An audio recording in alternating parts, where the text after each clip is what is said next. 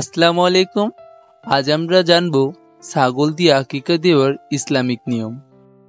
এর আগে জেনে নিব আকিকা কি। আকিকা হলো সন্তান জন্মের উপলক্ষে কৃতজ্ঞতা প্রকাশের একটি সুন্নাত নিয়ম। এখন জানবো কে কয়টি ছাগল দিবে।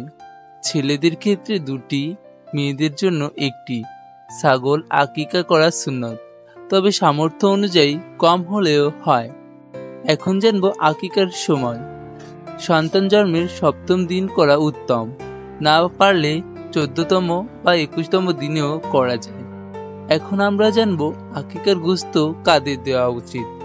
আকিকার গোশত আত্মীয়, গরিব এবং প্রতিবেশীদের মাঝে বন্টন করা যায়, এছাড়াও নিজেও খাওয়া যায়।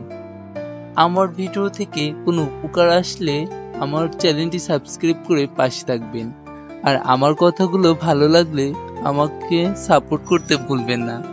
আর যারা ছোট ইউজার তাদের সাপোর্ট প্রয়োজন হলে আমার ইউটিউব চ্যানেলে সাপোর্ট চাই লিখে যান, ইনশাল্লাহ আমি আপনাদেরকে সাপোর্ট করব। আল্লাহ হাফেজ।